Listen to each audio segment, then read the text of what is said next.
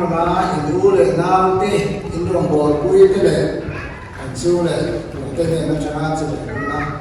chú đi cho đây USA là mi anh đâu cả na cũng sống đó là ya đâu đi sống vậy chú mà cho bậc gia đình công họ na hay na te kan rồi xin le thì kan trông trái ya kan trông trái là te bậc gia đình sa để chúng tôi để làm một sáng sáng te state Mississippi làm te Georgia làm te cho nên Tennessee làm te Pennsylvania cho nên là Michigan te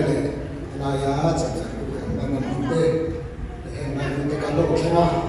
muốn tìm mấy anh bậc gia đình đến tu te ni tu ra cái đi làm đi đến lâu xỉa nó muốn sáng sáng kan lo te rong pui cái gì anh ấy elaya politik dan siang yang mereka bungsu berjam song pernah yang khovel zong song kalula til siang zong song ne nak san sin cha thil odi lali suang ne bitsan dam tu và nó cần ta nó sẽ tuần mới những lịch sử tu về năm tu sửa đến sau đó có ý tại anh ấy số tiền bốc trên thuốc bể đâu cũng tầm mấy nghìn bể cả trái chất mà và để có bể đó chúng ta dùng cái này là bể cái này thì dùng cái lúc là nắm thì nó bị xử lý là cái xe là ba là theo nào theo mình ngàn số là đi số là thú và tiền thú dùng thú để xử lý được cái này rồi cũng rất mấy cái các bạn bây giờ này cũng sáng khăn sẽ qua lại dùng riêng để mà xử lý khăn Jackson aquarin hey tuần ma kan share team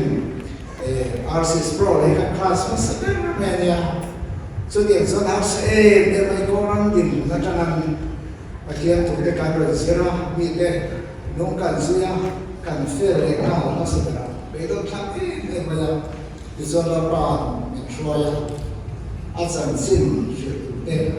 dân xin sẽ tụi cái khác và thiên thu số mà đặc xa khu vực thiếu mấy người và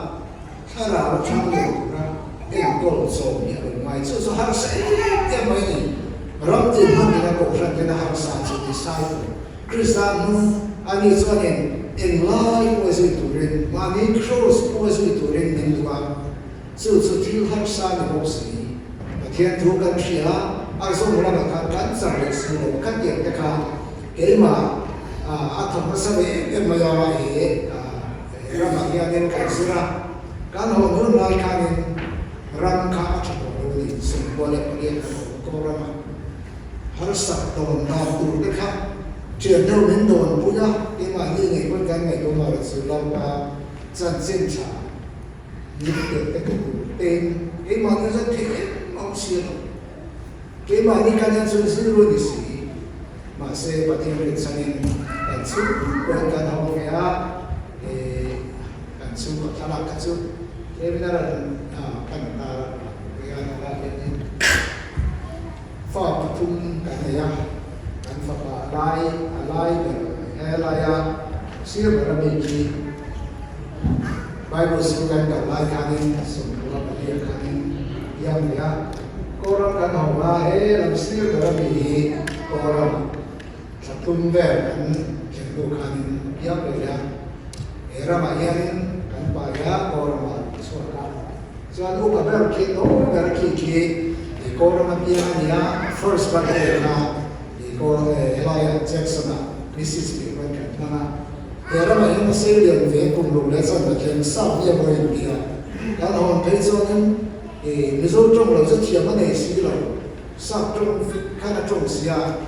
cái bối không may ác sự cả sự là anh đã có cho thiệt lâu vàng in dự biểu tên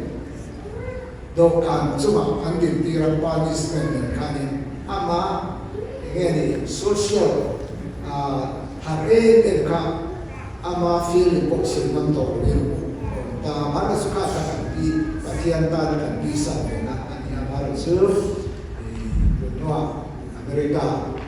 Bible teror Israel Rampo seperti itu turin lagi tiêu lệ thằng cái này cái này tiêu lệ thằng cái số hàng tháng mà nơi chia gì mà lệ khá siêu tiền mà sao đâu cái này anh à khang lai mình sẽ tới cái gì đấy anh đủ đấy rồi có lòng năng thì cái aber sẽ được xem cho ra sẽ bao nhiêu cái này cái này tiêu lệ thằng cái mà đi học gì để cái tiền mà sẽ cái này thì khá luôn xong em cho đi cái số cái đó mà nhà mình sẽ làm kinh tế evangelism và discipleship cái mà đi nó làm cái tốt đấy thì anh cần cô là so Bible school cái nào so anh orphanage cái orphanage cái cô là Christian missionary church support ya ni middle support cái lo cái mà chúng tôi có sự đồng thủ sự anh thì so anh đi tại cái mình sống đồng bộ đó là phải anh cái gì mà cả nước cả làm gì mà tôi cũng có hồng đầu ta thì còn cái số nhiều người làm vác cái cả cũng vẫn mua cái cả là thì nhiều cái bị vậy thôi anh nhiều cổ cũng bị để lên nhiều sự ya nhiều cổ cũng bị sự cũng quý cái nào và cái đó phải anh là rồi số nhiều sự đặc biệt trong bộ nhiều cái hồ sơ này số này nó có đi anh sẽ có bao nhiêu sự khác cái số mà số này nó sẽ là sự này cái này là sự cần tin sẽ cả là làm sao cái anh xem sẽ cả xuống xuống sắp ba cái đó sẽ là bia sắp ba cái đó mà còn số sẽ là church ban kinh tế cái này công như nó là nắm chắc cả được tất cả thế đồng bộ thế mà kia có cái gia đình cái này là sự lột trong trái sản xuất như thì cái gì là cái đồ này cho nên cái mission đồng bộ là và cái rong thế đến cái coordination là thế cho nên con chắc chắn anh thì tổ chức xây dựng tất cả những school tất cả cái đến là xem mà sở cái đó là nghe thì ở đây thìมันคือvề là cái thì anh nói sao qua để cái này trong cái đầu tiên là so với tụi đấy mình sẽ phải xem cái đó về Sang xuân các phụ là cái bọn nó về cái tiền là sẽ lấy tụ tiền quân thì nó đầu trong trái sản cái tiền là mình cùng sống chúng tôi là yang người ta cái xuân anh lâu về trước về lúc này xuân bao nhiêu sự là số cái thì thiếu bị dốc thế anh thì dốc trong trái tiền thì xuân này để cho nên thế mà đi thì tốt denomination cái bạn đi sau này anh nói đi cái denomination thar anh xem mà sân về cũng là mình cần training là yani without nation church is no church mission rong bộ là về trong về là sự social gathering and develop durianin kananin thì ta là đã sản xuất và kia thì na min san đam na atum na genesis ang kanang he no great to day cái số tiền của sẽ bị vấn đề in càng nhiều chỉ là sự cán bộ của các công ty Israel thì cho nên thì ở bên cái này càng rộng số cho nên chúng ta đã sẽ làm khán cái sai của sự vì thế này là cái về dân sinh xã hội tất cả anh dừng anh phát triển anh bộ vẫn quan là tiền sự các tiền của bộ cá nhân cái dừng làm sân training cái này cho nên anh mang được vào bảo thiếu được anh là qua nếu giải pháp cái này đây là một chút số OJT on the job training cái này đây luôn xin tiền đàn cả để anh làm như thế cái cái cái sự bổ sung lắm cả sự anh làm như với rất là cái sự các tiền cá nhân thì có khi anh cái mà đi để cái sự để bộ cái này Israel cho nên đây cái này mà Suring ate le upa te mintu sekai na cek ka minhan ya di dalam the sharing dengan umpit ke dengan umpit ke pati dengan rumah soalin patian missionary Christian missionary missionary church kemudian lawan terus ya sana soalin aku sang dari bawah